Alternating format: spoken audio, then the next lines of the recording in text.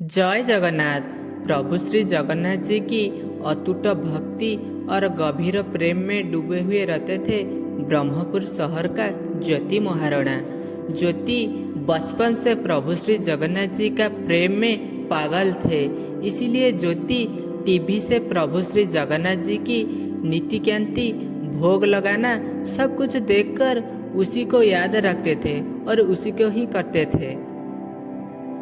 ज्योति प्रभु श्री जगन्नाथ जी का दर्शन के लिए बहुत जिद्दी धरते थे, परंतु उनके घर में कोई राजी नहीं थे और उनको बोल रहे थे, तू अभी छोटा सा बच्चा है, जब बड़ा हो जाएगा तो पूरी जाएगा।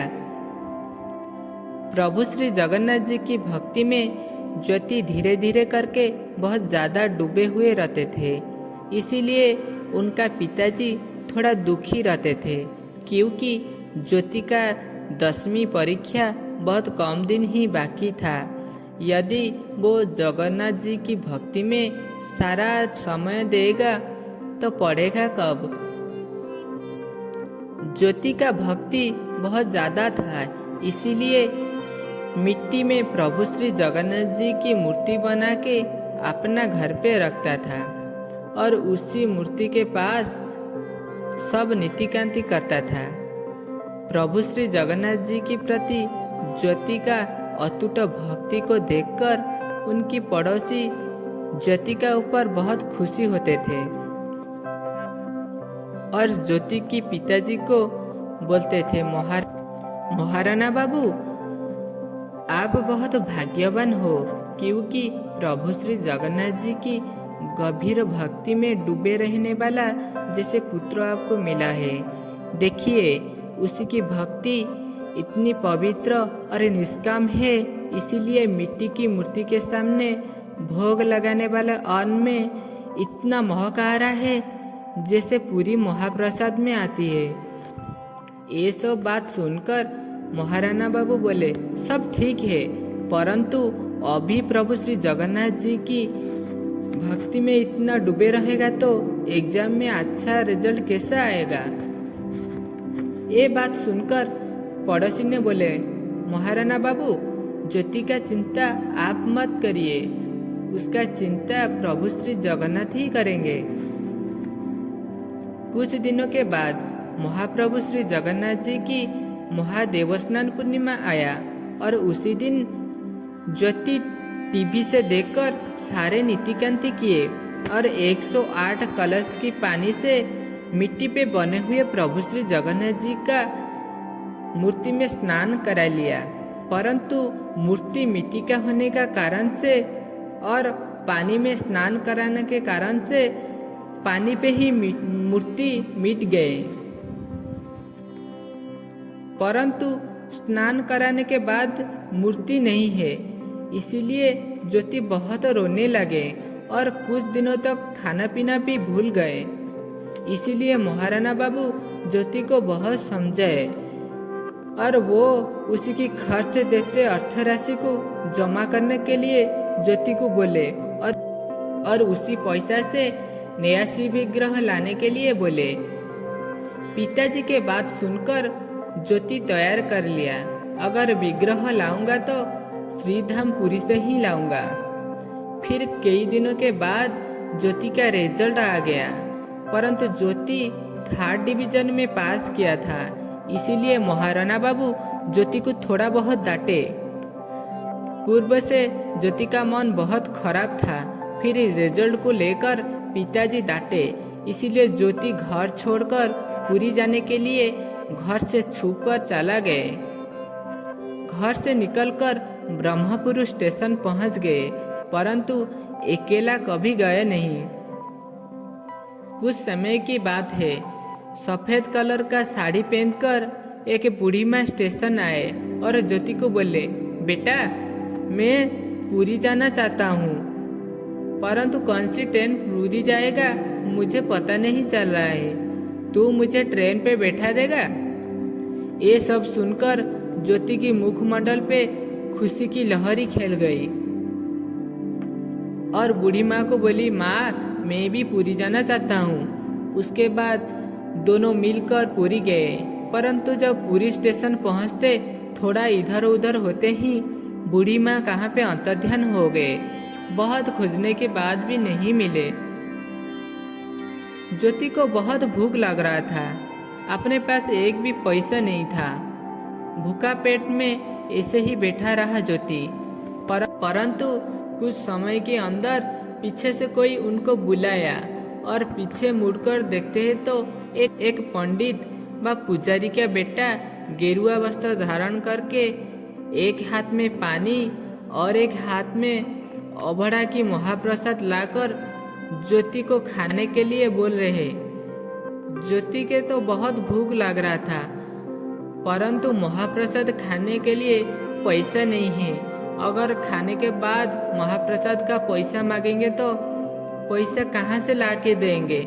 इसीलिए ज्योति खाने के लिए मना कर दिया और बोले मैं महाप्रभु श्री जगन्नाथ जी के दर्शन करने के बाद ही खाद्य ग्रहण करूंगा।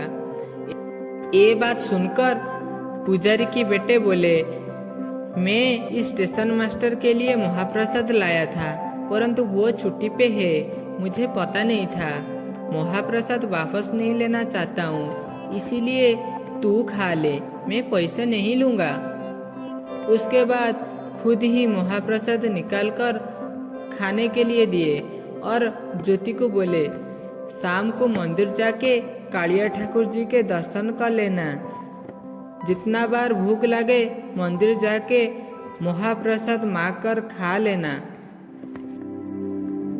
फिर शाम होते ही ज्योति मंदिर गए और महाप्रभु श्री जगन्नाथ जी की दर्शन करके बहुत कुछ गुनगुनाते हुए बोलने लगे। परंतु जितनी बार चौका आँखी से ज्योति आँखें मिलाकर देखते थे उतनी बार और देखने के लिए इच्छा हो रहा था। परंतु भक्त की संख्या बहुत ज़्यादा है तो ज्योति दर्शन करके मंदिर के बाहर आ गए और पुजारी की बेटा जैसे बोल रहे थे ऐसे ही आनंद बाजार जाके महाप्रसाद मांग मांग कर खाने लगे और पूरा पेट ही भर लिया। और रात को बड़दांडों में भिखारी के गहन में पूरा रात्रि बिता लिए। ज्योति ऐसे ही पूरा 3 दिन पुरी धाम पे बिता लिए। ये सब दृश्य प्रतिदिन एक साधु ने देख रहे थे। वो ज्योति के पास गए और ज्योति को बोले, बेटा तू भिखारी जैसा तो नहीं लग रहा है, तू कौन और क्यों उनके बीच में रात बिता रहा है। ज्योति साधु जी को बोला, मैं घर छोड़कर पुरी धाम आ गया और इधर से जाने के लिए मेरा मन नहीं हो रहा है। प्रभु श्री जगन्नाथ जी को जितना देख रहा हूँ मेरा मन उतना ही देखने के लिए मन हो रहा है। ये सब बात सुनकर साधु ने बोले, तुम जिसको मनो मंदिर में बैठाया, जिसका भक्ति कर रहा है और जिसको आराध्या माना है, वो अभी तक उसकी माँ को नहीं भूला। इसलिए साल में 9 दिनों के लिए रथों में मौसी घर जाता है और तुम तुम्हारा माँ को कैसे छोड़कर आया। ये सब बात सुनकर ज्योति सब समझ गए। उनकी आने पर परिवार लोग को कितनी व्यस्त होंगे सब समझ गए और उनकी पिताजी की मोबाइल नंबर साधु जी को दे दिया। उस तरफ बेटा को ना पाकर माता पिता की अवस्था बहुत खराब होते जा रहा था। पुलिस केस भी कर दिए थे। साधु जी की फोन कॉल पाकर महाराणा बाबू पुरी आ गए और साधु जी को धन्यवाद देकर ज्योति को घर ले गए। घर जाने के बाद घर पे ज्योति घटित हुए सब घटना पिताजी को सुनाया। पिताजी सब बात सुनकर ज्योति को बोले, ज्योति मैं तेरा पिता हूँ, फिर भी तुझे जन्म देकर मैं धन्य हूँ। मेरा मन हो रहा है कि मैं तेरा पैर छूकर प्रणाम करूँ, क्योंकि तेरा भक्ति इतना सच था जिसके लिए प्रभु श्री जगन्नाथ जी को भी आना पड़ा। स्टेशन पे जो बूढ़ी माँ आए थे वो माँ बाटमंगला थे और पुरी स्टेशन पे जो पुजारी की बेटा थे वो स्वयं महाप्रभु श्री जगन्नाथ थे। तू धन्य हो ज्योति। तू धन्य हो। भगवान स्वयं छद्म रूप धाकर तुझे दर्शन देने आए थे।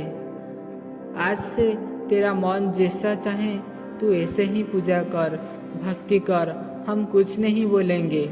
आज से तू प्रभु श्री जगन्नाथ जी को लेकर पूरा जीवन बिता ले ज्योति, पूरा जीवन बिता ले।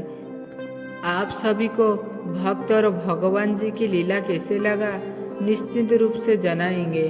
अगर मैंने कुछ गलत किया होगा तो दया करके मुझे क्षमा कर देंगे।